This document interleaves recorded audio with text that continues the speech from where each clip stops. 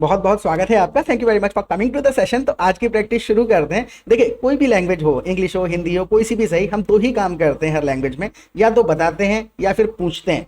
बताते समय हम अटक जाते हैं क्योंकि हम हिंदी के सेंटेंसेस को ट्रांसलेट करते हैं। तो सिचुएशन को समझ के हम कुछ सिचुएशंस को बताने की कोशिश करेंगे और जो भी सेंटेंस हम यहाँ पे बोलेंगे, हर सेंटेंस को बिल्कुल नेचुरली इंग्लिश में फॉर्म करेंगे, तो वही native English speakers too. Alright, और ग्रामर वगैरह साथ के साथ समझते हुए चलेंगे। सो मान के चलिए हमको ये बताना पड़े, बच्चा साइकिल से खेल रहा है।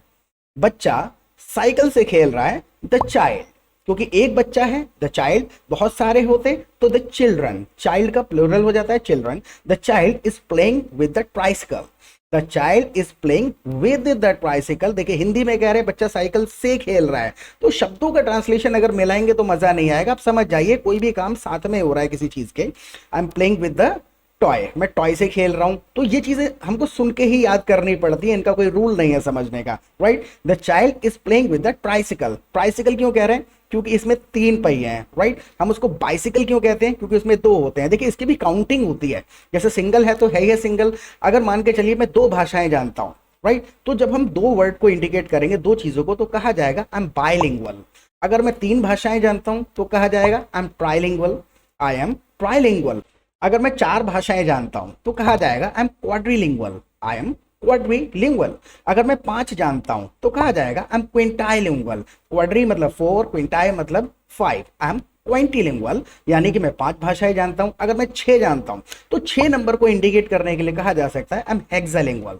I am hexalingual. हेक्सा का मतलब ये नंबर सिक्स। अगर मान के चलिए मैं सात भाषाएं जानता हूं तो कह दिया जाएगा आई एम सेप्टिलिंगुअल। I am सेप्टिलिंगुअल।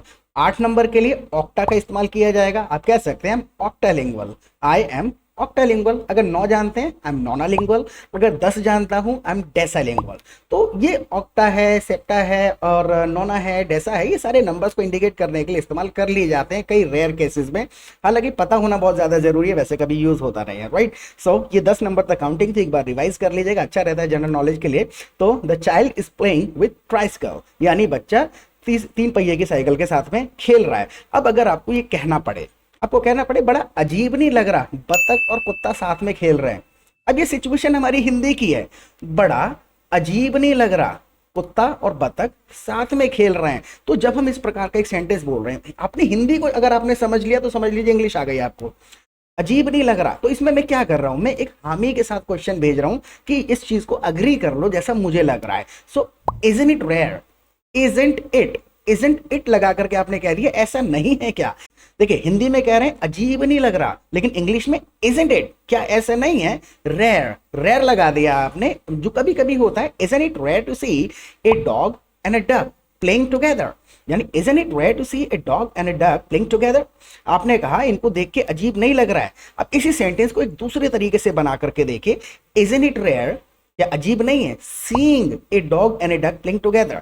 तो दोनों तरीके से कहा जा सकता है, isn't it rare seeing a dog and a duck playing together. जब आपने सी के साथ आईएनजी लगा दिया, यानी देखना, कंटिन्यूटी बता के कहा है, हालांकि दोनों का मतलब एक ही है। So isn't it rare seeing a dog and a duck playing together, या फिर isn't it rare to see a dog and a duck playing together. To लगा के थोड़ा इंडिकेट कर दिया, देख करके अजीब नहीं लग रहा, और सीइंग मतलब देखना अजीब नहीं लग रहा। राइट, तो हमें के साथ जब भी आप क्वेश्चन भेजते हैं तो इजंट इट से स्टार्ट कर देते हैं। मान के चलिए आपको किसी को कहना पड़े आज बहुत गर्मी है ना, आज बहुत गर्मी है ना, राइट, तो isn't it very hot today.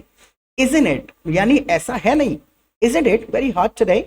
इसी चीज को एक और तरीके से आप कह सकते हैं, it's very hot today, isn't it, it's very hot today, isn't it. तो ये अपना एक्सप्रेशन जब होता है, जब हम हामी भेजना चाहते हैं, तो इजंट इट, क्या ऐसा नहीं है, उसके बाद अपनी बात बता दीजिए कि मेरे को ऐसा लग रहा है। तो सिचुएशन के हिसाब से रेडीमेड कुछ आधे आधे सेंटेंसेस होते हैं जो हमको याद ही करने पड़ते हैं। 300 करीबन स्ट्रक्चर्स हैं, हर 300 से ज्यादा सिचुएशन हो ही नहीं सकती हैं। राइट, सुनते चले जाइए। अगर कंफ्यूज होते हैं, कहीं पर भी कोई प्रॉब्लम, कुछ क्वेश्चन आता है दिमाग में, कमेंट सेक्शन में पूछ लीजिएगा, हम रिप्लाई कर देंगे।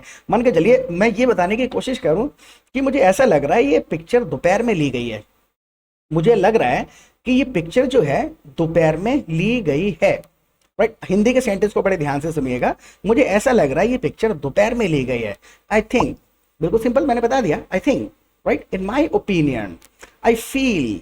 राइट, कई तरीके से आपने एक्सप्रेशन दिया है कि मैं अपना ऑब्जर्वेशन बता रहा हूं। So I think this picture was taken in the afternoon, क्योंकि पास्ट में ली गई थी। हालांकि अगर आप ये भी कह दें आई think this picture is taken in the afternoon, तब भी चल जाएगा। लेकिन माइंड में एक चीज इंग्लिश में हमको और बहुत एक्यूरेटली अपने सेंटेंसेस को बोलने के लिए चीजें याद रखनी पड़ती हैं। आई think this picture was taken in the afternoon. आपने इस तरीके से कह दिया। अब जैसे इसी के बेसिस पे आपको कहना पड़े, यार मुझे नहीं लगता था कि तुम इतने अमीर हो, मुझे नहीं लगता था कि तुम इतने अमीर हो। अमीर प्रेजेंट में भी है वो, तो हम इस कंडीशन में क्या बताने की कोशिश कर रहे हैं? पास्ट में नहीं लगता था मुझे। I didn't know you were so rich, I didn't know you were so rich. तो पास्ट की जब बात करते हैं तो ये लहजा कैसे समझ में आएगा? जब आप रिपीटेडली इन सेंटेंसेस को सुनते रहेंगे, खुद से समझ में आने लगेगा। चलिए अब मैं आपको एक अगली इमेज दिखाता हूं। इस इमेज के बारे में कुछ सेंटेंसेस बोलने की कोशिश करिएगा। राइट, अब आप बोलने की कोशिश करो। एक क्वेश्चन आपको पूछना है, मान के चलिए किसी से, कि आपको क्या लगता है ये लड़का इन अंकल का क्या लगता है? अब देखिए हिंदी का ये हमारा लहजा है। जब मैंने कहा आपको क्या लगता है ये लड़का इन अंकल का क्या लगता है, तो डेफिनेटली मैं रिलेशनशिप की बात कर रहा हूं ना।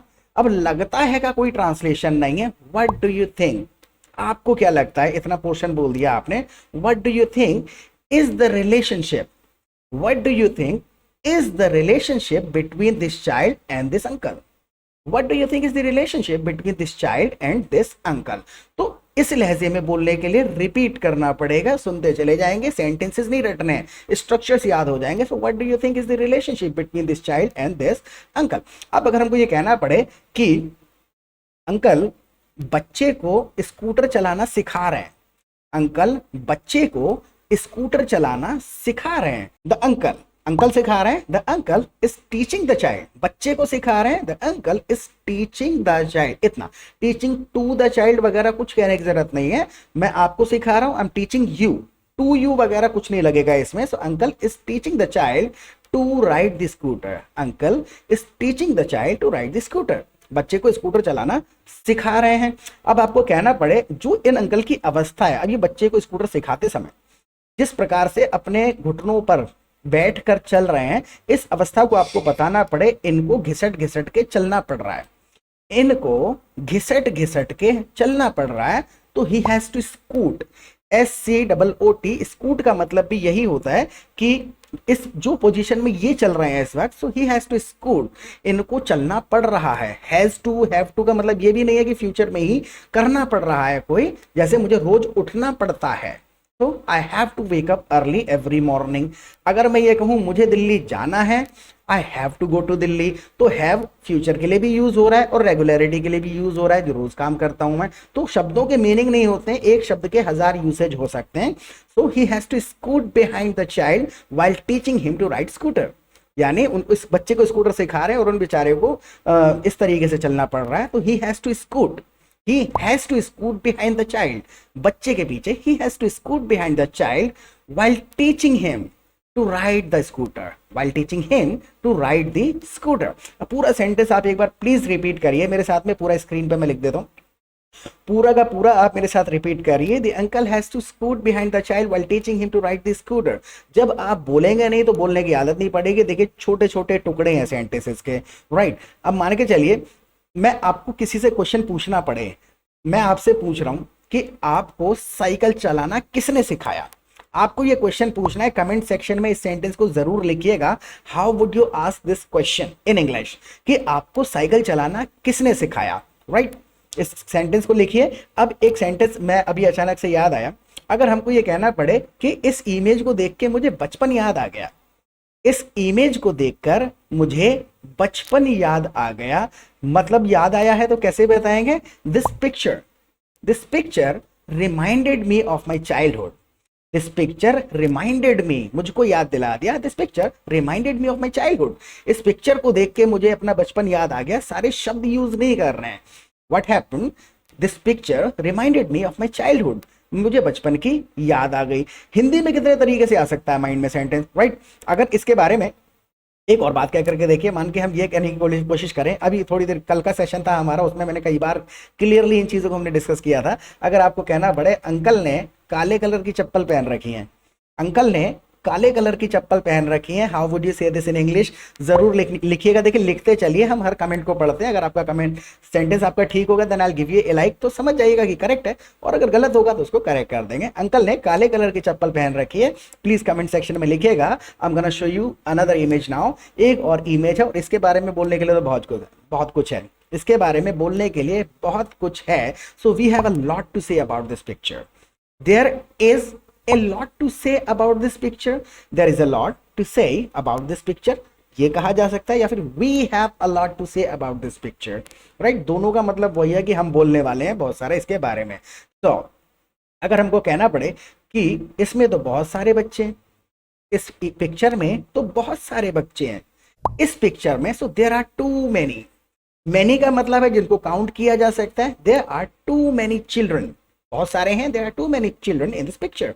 इस पिक्चर में बहुत सारे बच्चे हैं, लेकिन सारे के सारे 6 साल से कम के लग रहे हैं।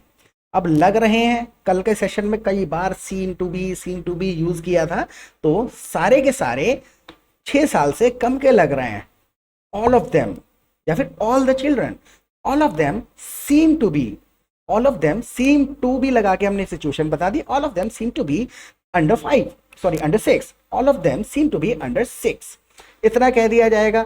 एज बताते समय 6 नंबर पे खत्म कर देंगे, या फिर पूरा बोलेंगे 6 years old, right? So all of them seem to be under 6, यानी सामने वाला समझ जाएगा उनकी एज की बात कर रहे हैं। सारे के सारे 6 साल से कम उम्र के लग रहे हैं। लेकिन आपको ये बताना पड़े कि मुझे नहीं लग रहा ये असली पिक्चर है, मुझे नहीं लग रहा ये असली पिक्चर है, मुझे नहीं लग रहा this picture doesn't seem real to me. देखिए कई तरीके से कहा जा सकता है, स्ट्रक्चर सीखते चलेंगे, ऑल्टरनेट्स।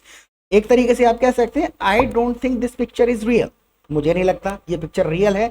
लेकिन अगर आप एक इंडिकेशन देना चाहते हैं कई बार कि आपका ओपिनियन मैं नहीं जानता, लेकिन स्पेशली मेरे लिए मुझे नहीं लग रहा कि ये पिक्चर रियल है, तो आप इस चीज को थोड़ा अपने ऊपर एम्फेसाइज करने के लिए कह सकते हैं then this picture doesn't seem real to me. This picture doesn't seem real to me जब आपने कह दिया तो मेरे लिए, राइट? दूसरों का मैं नहीं कह रहा कि दूसरों को भी कैसा लगता हो, या फिर आई डोंट थिंक सेम मतलब है, लेकिन अलग अलग तरीके से सेंटेंसेस को बोला जा सकता है। कहीं ऐसी सिचुएशन आ जाती है जहां पे इसी तरीके से बोलना कंपलसरी हो जाता है to convey express the exact feeling express करने का सारा गेम है। अब मान के चलिए कि हमको अगर कहना पड़े यहाँ नीले कलर की टेबल रखी हुई है, यहाँ नीले कलर की टेबल रखी हुई है, बिल्कुल इजी सेंटेंस है, आप लिखने की कोशिश करिएगा। पिछले वाली इमेज पे वापस आते हैं, मुझे एक सेंटेंस याद आ गया। मान के चलिए कि अगर आपको पूछना पड़े क्या आप बचपन में साइकिल चलाया करते थे, क्या आप बचपन में साइकिल चलाया करते थे, अगर आपको ये पूछना पड़े तो हमारे माइंड में तुरंत ट्रांसलेशन नहीं आना चाहिए कि I used to do this, मैं ये किया करता था। बोलने का क्या तरीका है, क्या आप बचपन में साइकिल चलाया करते थे? नॉर्मल पूछ लीजिए, did you ride the bicycle in your childhood, did you ride the bicycle in your childhood. अब डिड का मतलब चलाई थी, उससे मतलब नहीं है, लहजा ही होता है ये। So did you ride the bicycle in your childhood, या फिर when you were a child did you ride the bicycle. आपको अगर जवाब देना पड़ जाए कि मेरे पास ऐसी साइकिल थी तो, लेकिन कभी कभी चलाता था, मेरे पास ऐसी साइकिल थी तो, लेकिन कभी कभी चलाता था, यस। तो थी तो ये हिंदी के एक्सप्रेशंस हैं, इनका ट्रांसलेशन इंग्लिश में नहीं किया जाता है, राइट? हो सकता है कि उस फीलिंग को उसको एम्फेसाइज करने के लिए स्पेसिफिक वर्ड यूज कर लिया जाए, यस आई हैड वन, या फिर yes I had this type of bicycle. Normal कह दीजिए yes I had this type of bicycle but I rarely rode it। rode का मतलब है राइड का सेकंड फॉर्म है। So I had this type of bicycle but I rarely rode it। कभी कभी उसको चलाता था, रेयरली मतलब कभी कभार। तो एक बार इस सेशन के बारे में आप मुझे फीडबैक जरूर दीजिएगा, और फिर दोबारा से एक सेशन अपलोड करते हैं जल्दी से जल्दी। प्रैक्टिस करते रहे, सब्सक्राइब ना किया हो तो कर लीजिएगा। Good bye.